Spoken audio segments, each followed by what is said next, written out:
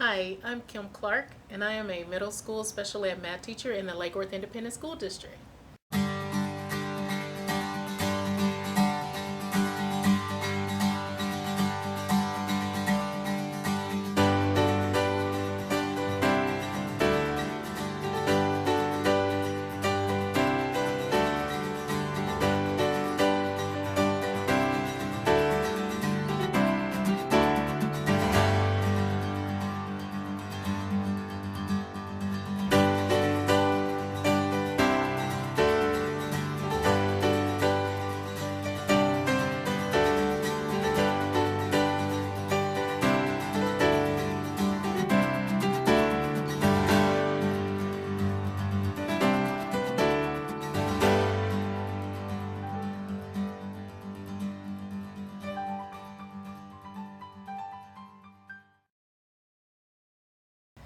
I am hoping to give you strategies today on how teaching special ed math is no different than teaching math in a gen ed classroom. One of the things as a teacher is that we have to dare to be different. Kids want to see different when they come to school. They want to see things different in their community. They want to see things different as they change classes. And so, as a math teacher, we are always looking for ways to be different. So, we may have the same goal, but there could be different outcomes or different ways that students show their understanding of the concepts that we are teaching. A key feature with helping kids have confidence is to share with them that they can overcome anything, but it requires practice. One of the things that I recommend is showing them celebrities who maybe had certain types of disabilities, but they still became successful. Also, as a teacher, we want to set high expectations for our students. We want to show them how to self monitor their progress. It could be something as simple as giving them bar graphs to graph their test scores or their daily scores. Also, we want to hold them accountable, meaning that if they did not bring their homework, they need to have consequences from that. There should not be exceptions just because a student may have an IEP. Now, we may have to be creative on what those consequences may be, but they will grow if we still hold them accountable. One of the best ways to manage your class is giving students responsibility. But the best way to give students responsibility is you have to know your students. You have to know who is a leader, who can handle passing out materials, who can handle jobs and speak um, kindly to each other. And we also have to model those things to students as well. We cannot assume that they already know or that their parents have taught them. We are responsible as educators for also modeling what the online and in person communication should be, how they should move around the classroom, how they can move around without breaking anything, touching each other. We know that's an issue sometimes with students, and how to be most productive in handling materials.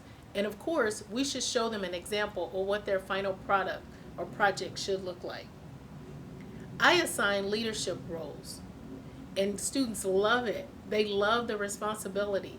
They like when they come in the room that they see their name on the board and they see that they're the class leader for the day, or they're the person that's going to make sure the room is clean before we exit.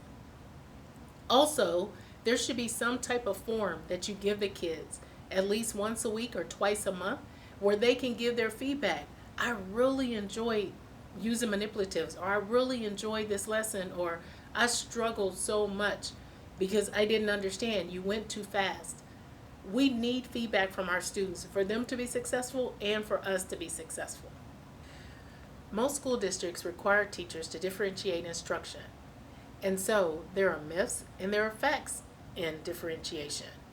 One of the biggest complaints that I hear is that it is more work for the teacher, when actually it isn't. It's just a part of your planet. Another myth is that it doesn't align with the TEKS, and actually it can. It doesn't matter if you have students with IEPs or students without IEPs. You can differentiate in a classroom just as easy. Three things that I want to mention that I think will help. Think about the students. They want to know why they are learning what you are teaching. So give them the reason why. Show them how it applies in real life. The other thing is give them opportunities to talk to each other and talk to you. We know that students like to talk, but often we don't give them enough opportunity to express themselves or express their opinions. And that could be verbally, it could be writing it on a sticky note or a note card, or it could be submitting something online in a very short passage or 3 paragraphs. One of the ways that I want to share with you of how I do differentiation is by using manipulatives. You can be the king and queen of manipulatives. That's what I call myself at my school, because my students know that when they come to my class, they have an opportunity not only to do math on pencil, using pencil and paper, but also by using manipulatives. One of the joys about using manipulatives in the classroom is that students not only think that they're fun, but it gives them an alternative way of learning. It also builds their confidence. So for example, these exploragons are excellent to use when teaching diameter or radius. You also can use it to teach angles. The students can move them around because they easily pop off, so you can ask them to make different measurements of angles. However, before you give a student any of these type of manipulatives, give them time to play with it on their own. You may notice that they may think of things that you didn't think of, and that will make it even more exciting that they can share things that they've learned on their own. One of the other things I like to use are these inequality cards. You can use them in various ways. Students can write down the inequality on a piece of paper and solve it, and then get up and go around the classroom and find the graphing solution. Or you can do it vice versa. Give students the graph and they have to find what the equation is. These are fun because it gives them confidence that they know how to solve inequalities, plus it gives them a visual of what the graph should look like. These whiteboards are an excellent investment in your classroom. Not only do they have a nice handle for students to hold up their work for you to see, but also one side has the coordinate plane and the other side is completely plain. So as I mentioned before, give them time to play with it. So some of them, may want to draw on it first before they actually do math, and that's okay. Give them an opportunity to do that because you want them to feel comfortable using the manipulatives in your classroom. But also you can use these, let's say, with the inequality cards. So if they want to solve this equation, you give them what the inequality is, and then they can show their work. Okay? You can see if they know how to cancel out numbers, all right? Or if maybe they make any type of mistake. So let's say here they put +2 instead of -2. You can say, oh, so close. But remember that a negative divided by a positive is a negative. Here you can see students using Play-Doh. It's actually Play-Doh that they made in home economics class. And they are using it to understand the difference between area and volume. They're able to see the difference between 2-dimensional and 3-dimensional, and it's something that they're building themselves with their own hands. Another way that you can have fun differentiating in your classroom is by creating a flip-flop classroom. And this could be done in the classroom or online.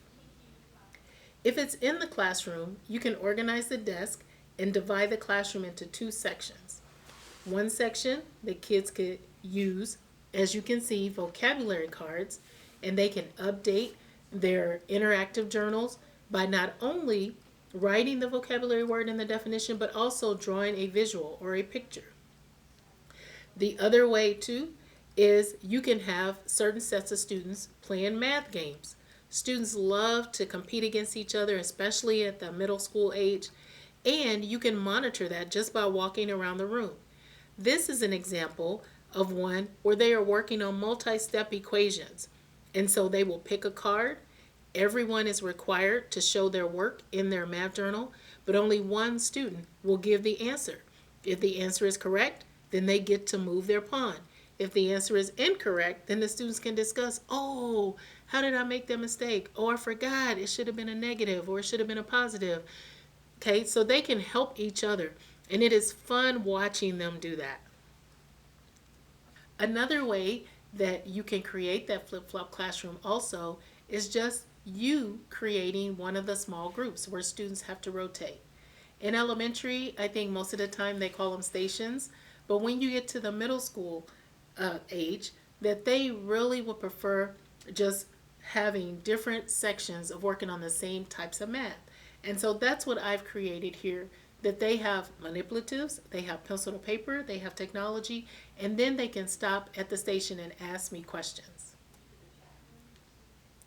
Now, while they're at these stations or while they're working together independently, they can still use the strategies that you've taught them. Here you can see one of the strategies is a tens strategy. Also, they can use their calculator and work on the strategies that you have already shown them in class. It is imperative that we use technology in all our classrooms. And so most 8th grade students actually get to use a calculator, so it's easy for them to have steps or create a mnemonic device to help them remember those steps in order to solve various equations. One of the other things you can do with a flip-flop classroom is also allow students to lead. Remember I said at the very beginning that this does not make extra work for the teacher? Use the student leaders in your classroom. When you are working with other students, assign students to help, to monitor, to walk around. They love having that type of responsibility. The other thing is just give them opportunity to show their understanding in different ways. Some may want to use technology. Some may want to show you using a manipulative. Some may want to draw, and that is okay as long as they show their understanding of your instruction. The other thing is collaborate with students on the rubric or the scoring guide. Some students may say, hey, we should lose a point if we don't show our work. Or they may give you other creative ideas, and that gives them investment into their assignment.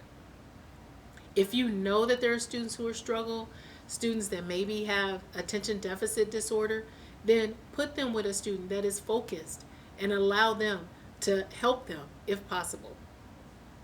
And then also take into consideration any social or cultural interests that the students may have and incorporate that. Because after all, we want students to be engaged. And if we show that we're interested in what they're interested in, we will have their buy-in. One of the successful strategies that I've used for years is cube strategy. Students love using this for word problems. It's easy for them to remember, but I hold them accountable anytime they have math problems that involve words. They know that C stands for circle, all the important numbers. Sometimes students will just circle numbers because they get excited, but you can teach them how to recognize which numbers are important. They know that U means to underline the question. And ask them.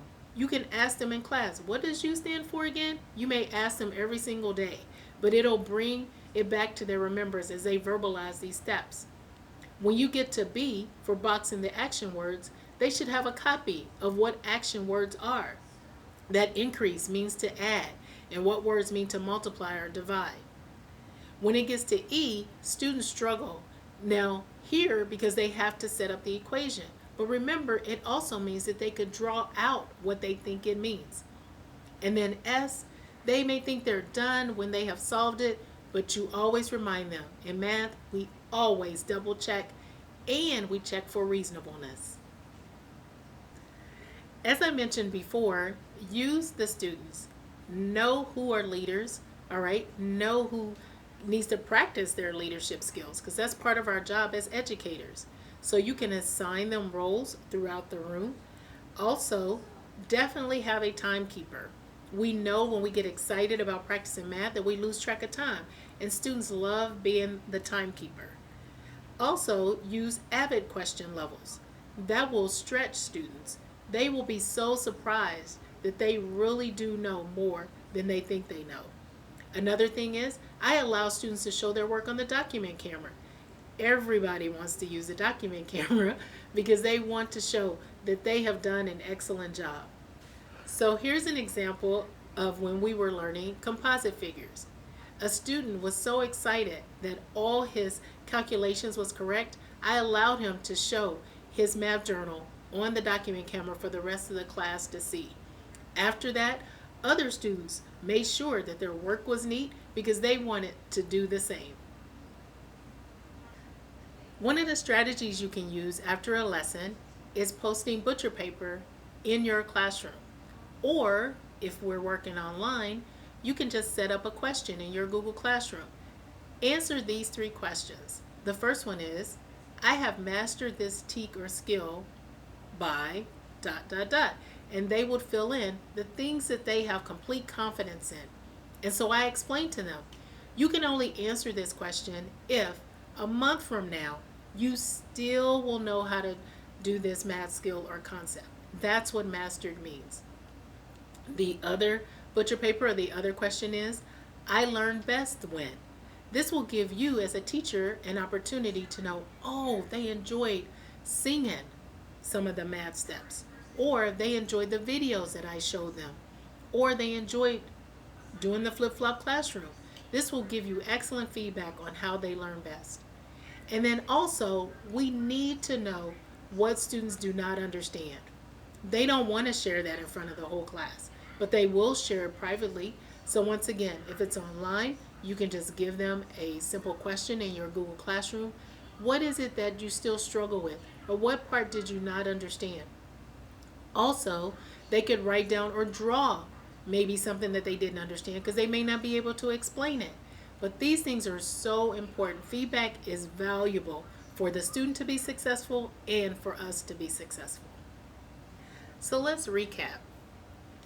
Special education is not any different as far as instruction for a general ed classroom where mathematics is concerned. You can still use manipulatives. Teach the students how to take care of them. Let them have fun. Let them explore. And they will find that they have an alternate way of learning and it will build their confidence. Create a flip-flop classroom. You can do it online or within the classroom. Once again, use your student leaders. Know your students. Incorporate interests that they have. Let them communicate with each other. And then we all need feedback. So give them timely feedback as well as allowing them to give you feedback. I am Kim Clark, and I am proud to be a math teacher in the state of Texas, and I'm excited to learn and hear about what you will be doing differently in your classroom next year.